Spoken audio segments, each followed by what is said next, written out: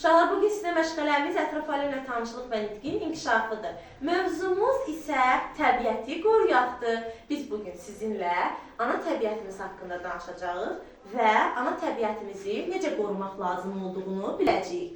Biz ana təbiətin bizlərə ünvanladığı məktubu ilə biləcəyik. Ana təbiət bizlərə məktub yazıbdır. Dinləyəcək görək məktubda nə deyir? İlk növbədə gəlin məktuba keçməmişdən öncə deyək. Uşaqlar, təbiətimiz neçə yerə bölünür? İki yerə. Hansılardır? Flora və fauna. Flora bitkilərdir, fauna isə heyvanlardır. Flora bitkilər aləmidir, fauna isə heyvanlar aləmidir. Bitkiləri, təbiəti, ağacları biz qorumalıyıq. Ağacları kəsmək olar, uşaqlar? Xeyr, olmaz. Uşaqlar, meşələri yandırmaq olar? Olmaz. Ağaclar bizim oksigen mənbəyimizdir. Çok ağciyərlərimizdir. Onlara toxunmaq olmaz. Uşaqlar, dedik ki, ağaclar bizim oksigen mənbəyimizdir, bizim ağciyərlərimizdir. Onlar olmazsa biz nəfəs ala bilmərik, uşaqlar. Ona görə də biz təbiətimizi qorumalıyıq, düzdür? Gəlin görək təbiətimizi necə qorumalıyıq? Ana təbiətin məktubu var. Uşaqlara məktubu.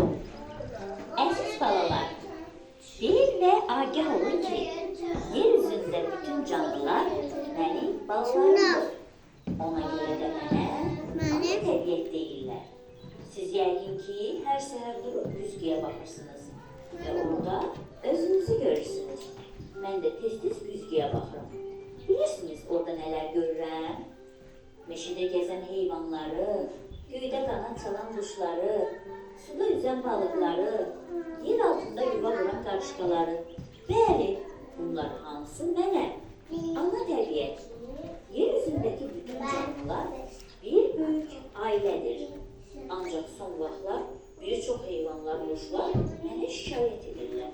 Deyirlər ki, insanlar onları incidirlər.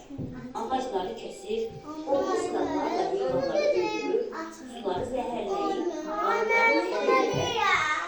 Ola bilsin, insanlar bilirlər ki, həmin canlılar onların bacı qardaşlarıdır. Bəlkə də onlar elə düşünürlər ki, ana təbiət çox böyükdür. Bir neçə canlını öldürməklə ona heç nə olmaz. Elə deyil. Baxın, sizin qarnınızda kiçik bir tikan baxımda çox ağırdır. Elə deyil. Yer üzündə bir insan kiçik qarışıq yuvasını dağıdanda, mənim bədənim də elə ağrıyır. İnsanları başa salın. Deyin ki, mən onların eviyəm. Adam yaşadığı evi çikləndirməz, bacı qardaşını incitməz. Çünki bu evdən başqası yoxdur və o həmişə sizin olacaq. Balalarıma qarşı dəyərli sevgi və məhəbbətlə ana təbiət.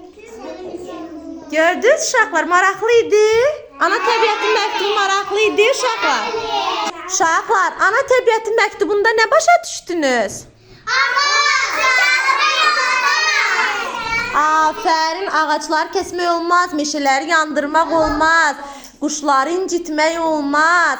Heyvanlar ana təbiətə şikayət eləyibdir. Ona görə də ana təbiət sizlərə məktub yazıbdır. Afərin siz uşaqlar, alqışlayaq.